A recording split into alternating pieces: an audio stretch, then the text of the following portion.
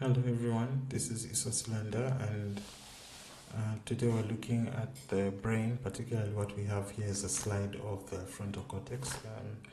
These yellow markings here is because I just annotated it. So if you remember, the brain is surrounded by the skull. It's enclosed in a casing around the skull, and beneath it we have beneath the skull we have the dura mater, the arachnoid, and then the pia mater.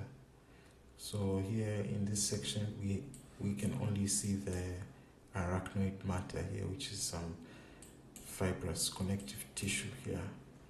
And then loosely adherent to the brain is the pia mater, which is this. Now if you can see here, I marked this with yellow, which is the layers of the cerebral cortex.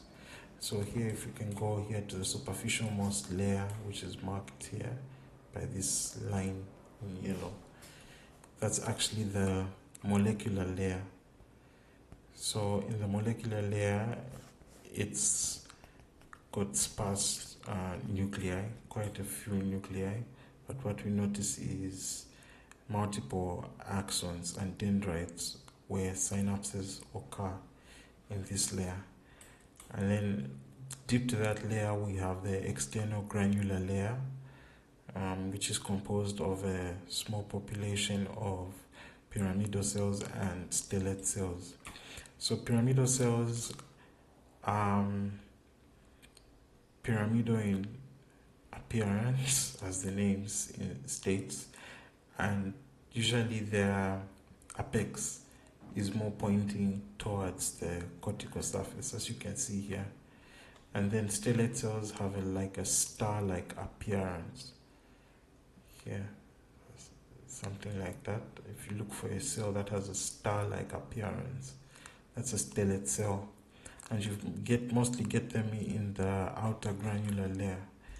And then we have the external pyramidal layer, which is now mostly composed of your pyramidal cells, or to be particular, cells of Martoniti.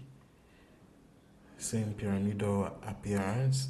And then deep to that we have your inner granular layer,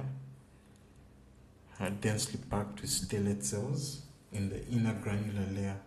So if you go here, I think this should be the inner granular layer, which is here, somewhere around here.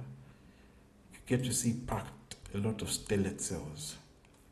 You can see all these satellite-like cells, like almost like star-like cells, these ones here. Okay, and then we have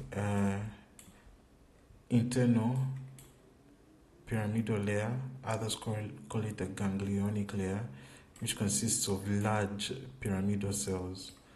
So if you look at these cells, they're quite enlarged and they are pyramidal, and that's actually a defining feature. If you want to see the difference between the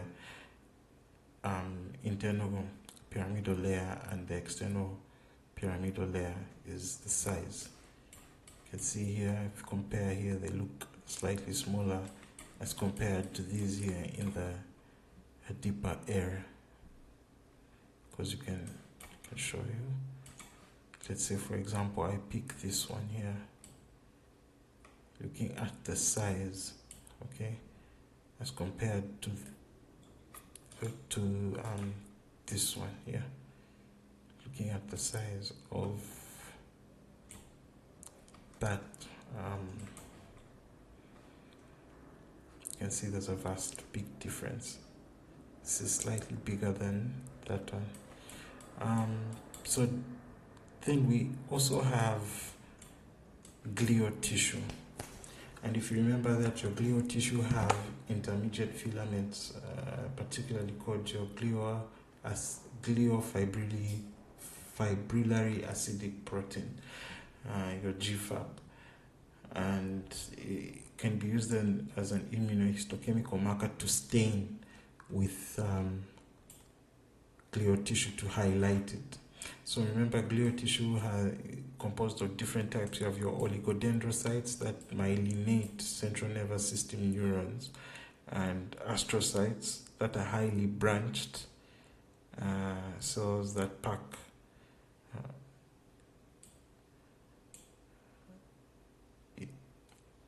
they pack interstices between neurons, and the processes are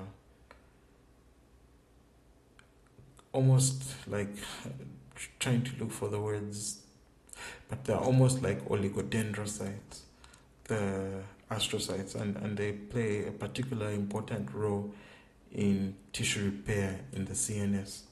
And then you got your microglia, which are the macrophage system of your central nervous system, and your ependymal cells. I don't have any ependymal cells here to highlight, but particularly you see them in the ventricular system, sitting on the surface of brain tissue in the ventricular system or in the spinal cord. So that's about the cerebral cortex and the many layers. So this is the gray matter, this whole area here, and the rest here, which consists of multiple myelinated neurons, is the white matter. And